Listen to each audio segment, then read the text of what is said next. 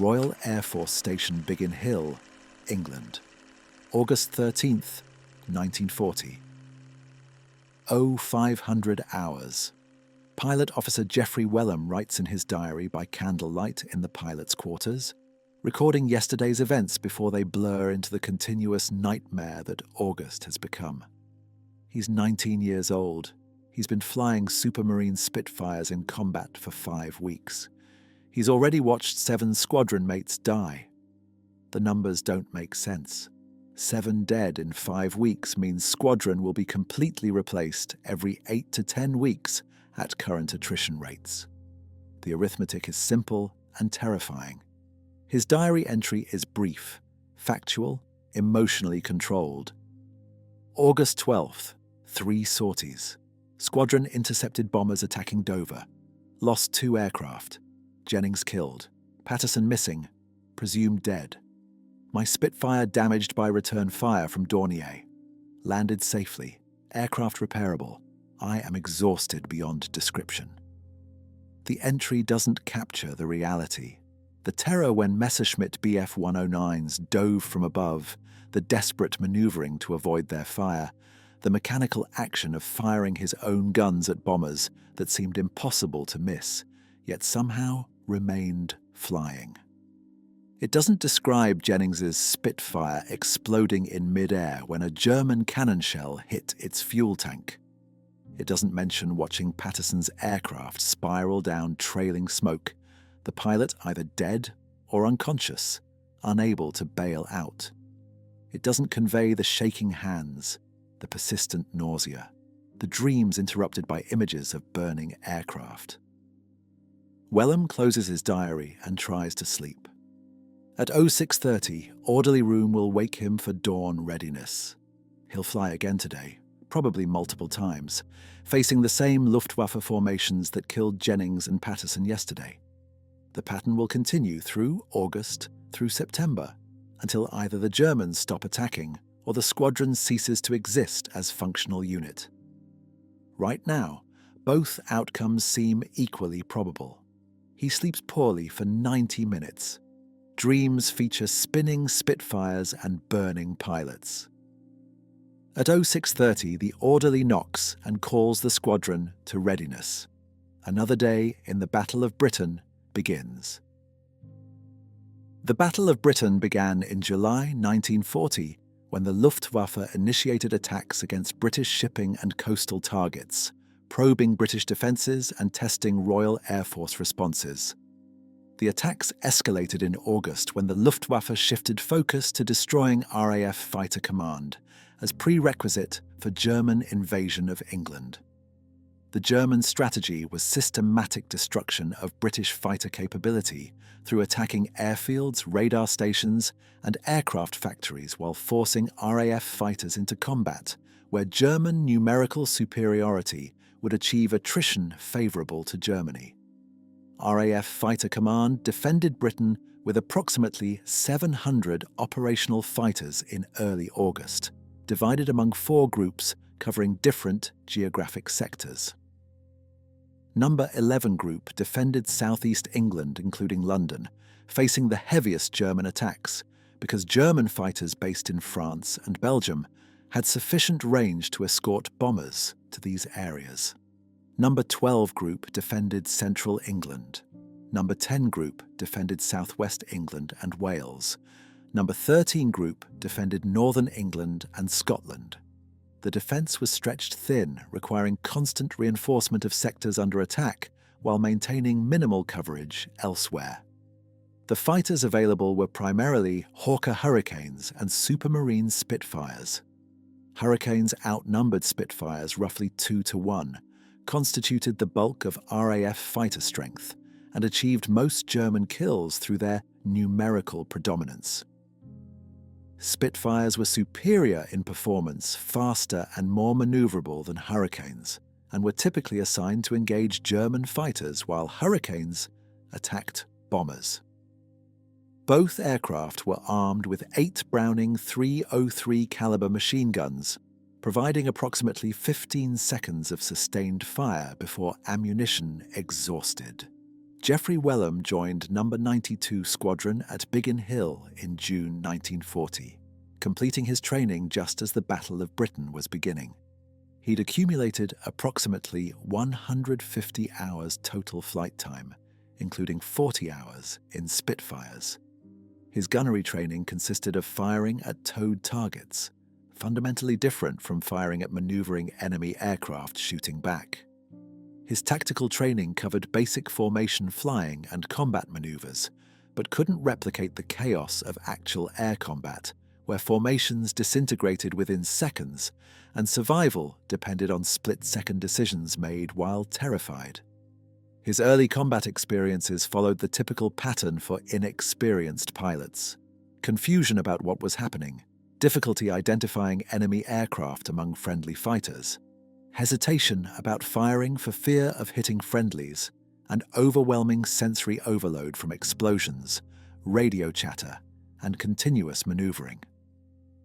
Most new pilots either died in their first 5 missions or survived to develop experience that improved their odds. Wellum survived his first 5 missions through luck and by staying close to experienced pilots who'd kept him from making fatal mistakes. Wellum began his diary on August 1st, 1940, intending to document his combat experiences for later reflection. His initial entries were relatively detailed, recording specific events, describing his thoughts and feelings, attempting to process his experiences through writing. As August progressed and missions accumulated, his entries became shorter and less detailed, reflecting exhaustion and emotional numbing that made extended writing impossible.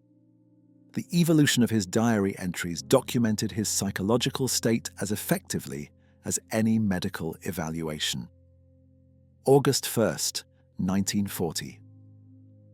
First combat mission today. Squadron scrambled at 0900 to intercept bombers attacking convoy in Channel. Climbed to 15,000 feet. Saw German formations ahead and below, perhaps 50 aircraft. Squadron leader ordered attack. We dove toward the bombers. Everything happened incredibly fast. Fired at a Heinkel, saw strikes on its wing. Other Spitfires were firing at same aircraft. It began smoking and fell away.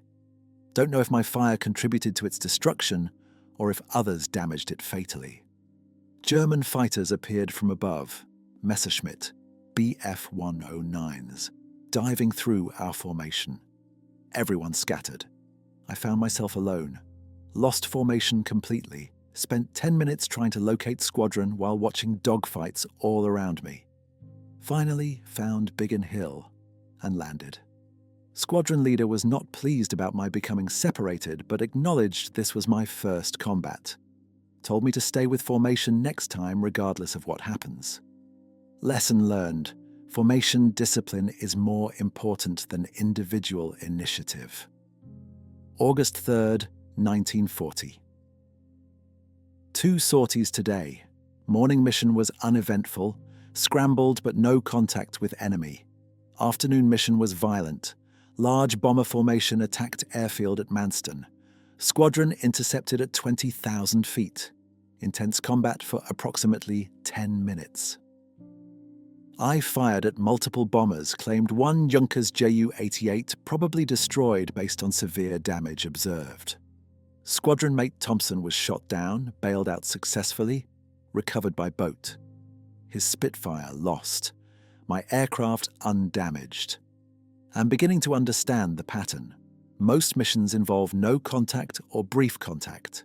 Some missions involve extended combat with multiple opportunities to engage enemy. The latter are exhausting, using all ammunition, returning with minimal fuel, nerves shattered. Need several hours to recover before flying again.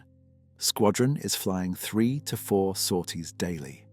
This pace cannot be sustained indefinitely without rest. August 7th, 1940.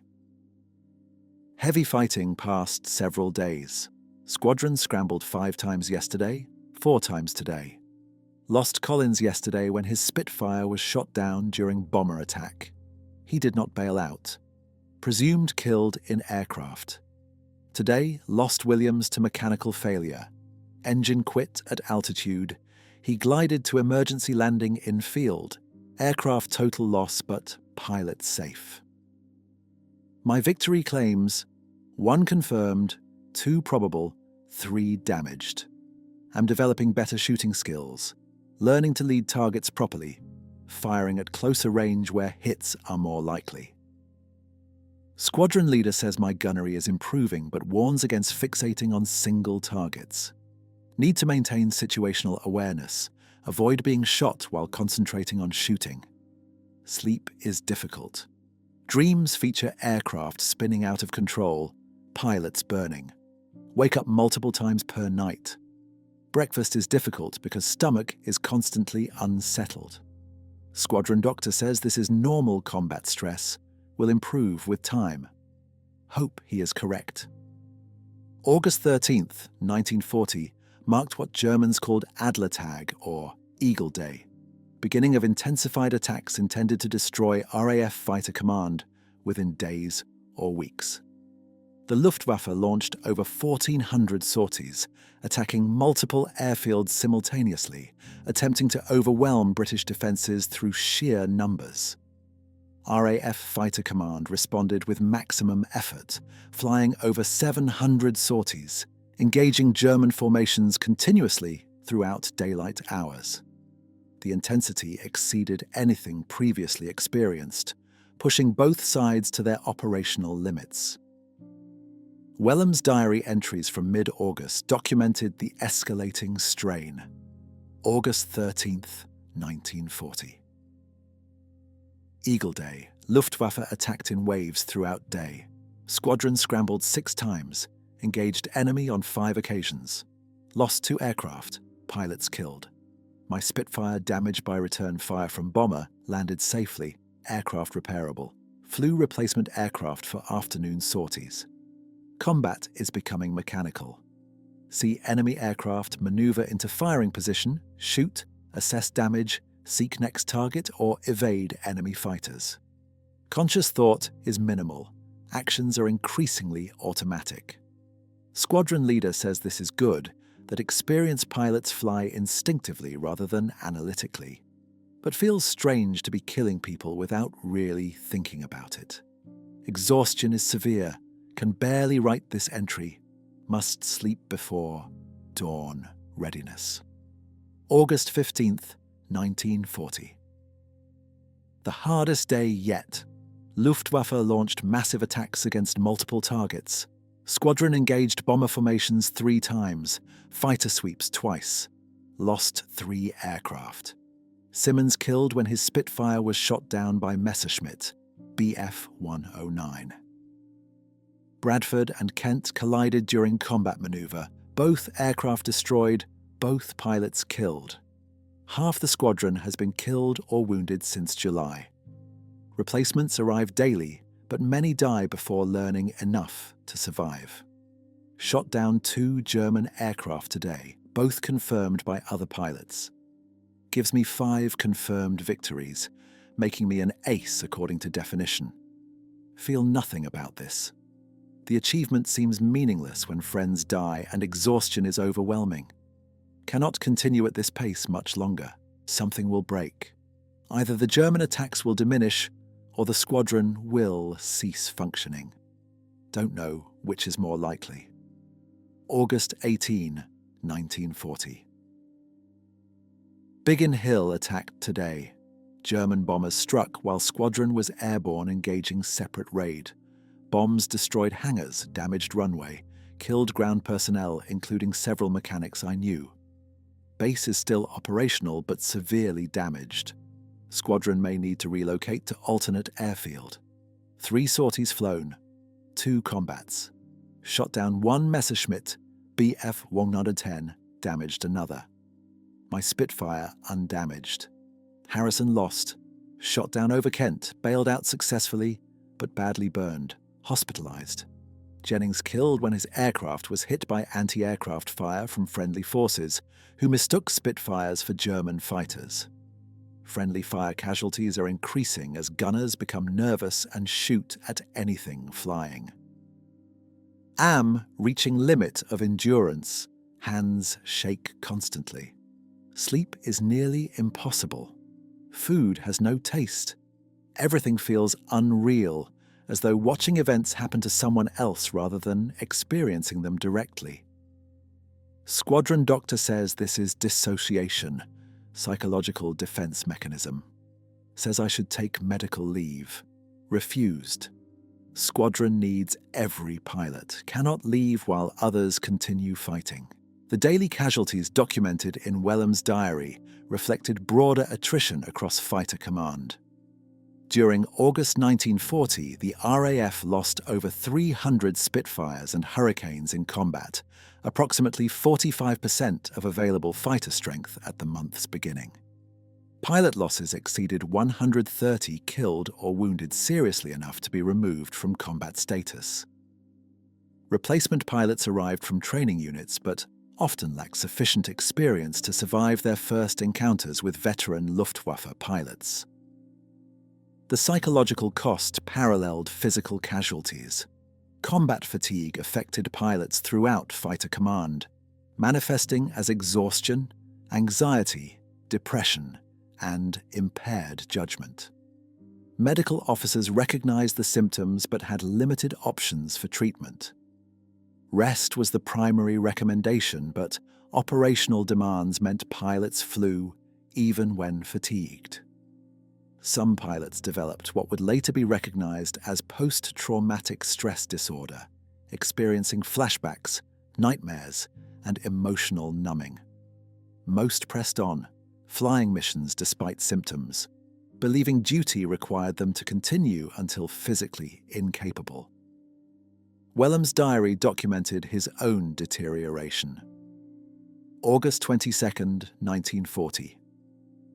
3 sorties, 2 combats, 1 German bomber shot down, confirmed.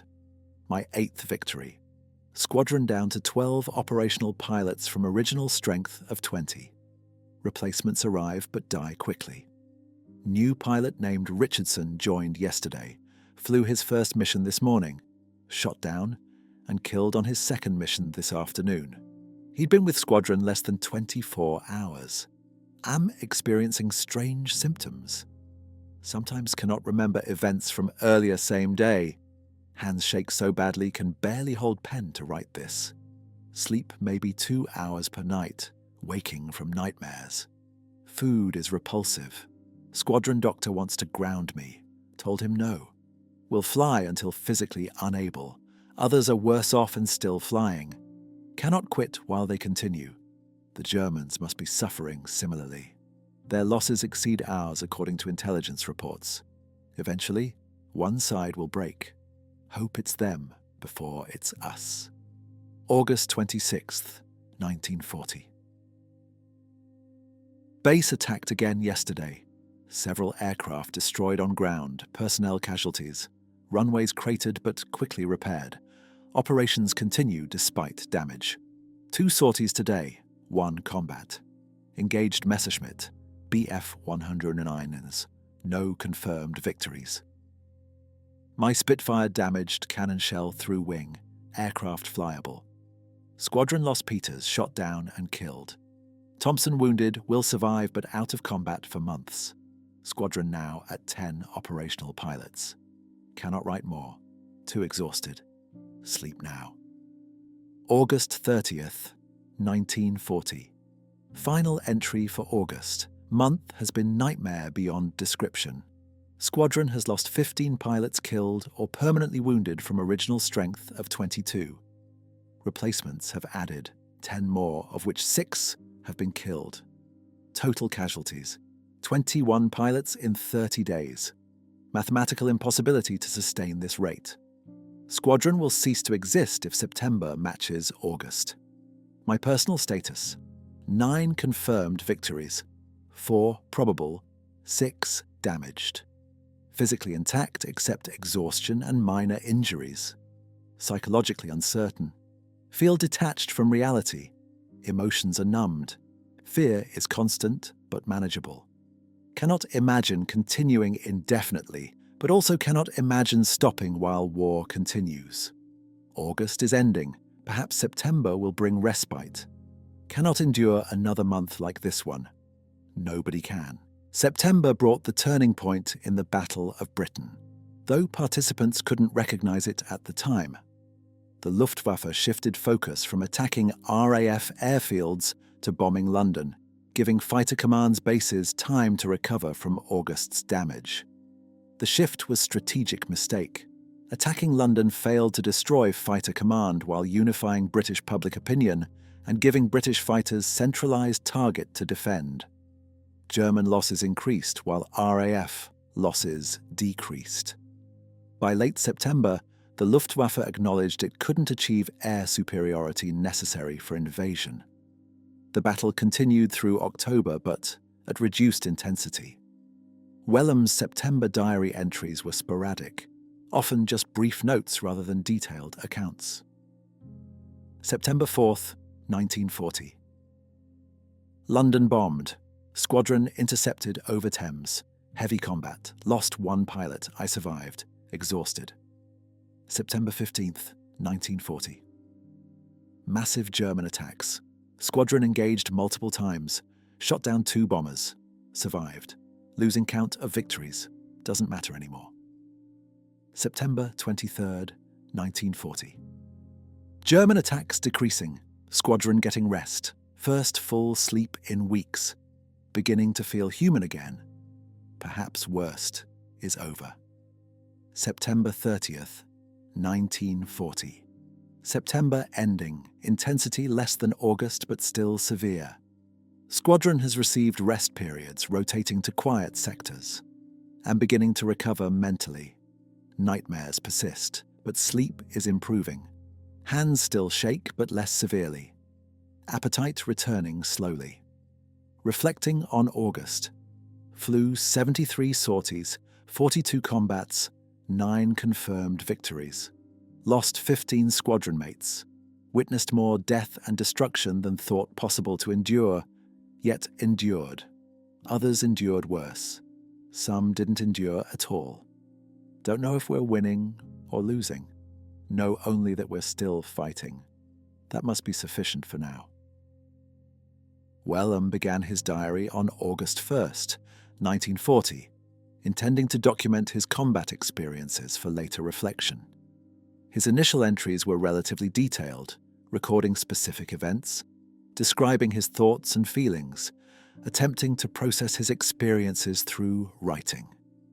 As August progressed and missions accumulated, his entries became shorter and less detailed, reflecting exhaustion and emotional numbing that made extended writing impossible. The evolution of his diary entries documented his psychological state as effectively as any medical evaluation. August 1st, 1940. First combat mission today. Squadron scrambled at 0900 to intercept bombers attacking convoy in Channel. Climbed to 15,000 feet. Saw German formations ahead and below, perhaps 50 aircraft. Squadron leader ordered attack. We dove toward the bombers. Everything happened incredibly fast. Fired at a Heinkel, saw strikes on its wing. Other Spitfires were firing at same aircraft. It began smoking and fell away. Don't know if my fire contributed to its destruction or if others damaged it fatally. German fighters appeared from above, Messerschmitt, Bf-109s, diving through our formation. Everyone scattered. I found myself alone. Lost formation completely. Spent 10 minutes trying to locate squadron while watching dogfights all around me. Finally found Biggin Hill and landed. Squadron leader was not pleased about my becoming separated, but acknowledged this was my first combat. Told me to stay with formation next time regardless of what happens. Lesson learned. Formation discipline is more important than individual initiative. August 3rd, 1940. 2 sorties today. Morning mission was uneventful, scrambled but no contact with enemy. Afternoon mission was violent. Large bomber formation attacked airfield at Manston. Squadron intercepted at 20,000 feet. Intense combat for approximately 10 minutes. I fired at multiple bombers, claimed one Junkers Ju-88 probably destroyed based on severe damage observed. Squadron mate Thompson was shot down, bailed out successfully, recovered by boat. His Spitfire lost. My aircraft undamaged. I'm beginning to understand the pattern. Most missions involve no contact or brief contact. Some missions involve extended combat with multiple opportunities to engage enemy. The latter are exhausting, using all ammunition, returning with minimal fuel, nerves shattered. Need several hours to recover before flying again. Squadron is flying 3 to 4 sorties daily. This pace cannot be sustained indefinitely without rest. August 7th, 1940. Heavy fighting passed several days. Squadron scrambled 5 times yesterday, 4 times today. Lost Collins yesterday when his Spitfire was shot down during bomber attack. He did not bail out. Presumed killed in aircraft. Today, lost Williams to mechanical failure. Engine quit at altitude. He glided to emergency landing in field. The Battle of Britain was Royal Air Force Fighter Command's finest hour, preventing German invasion and preserving Britain as base for eventual liberation of Europe. The victory resulted from multiple factors: British radar providing early warning, effective command and control, industrial production replacing aircraft losses, and most critically, the courage of pilots like Wellum, who flew despite exhaustion and casualties that should have broken morale. The human cost was substantial.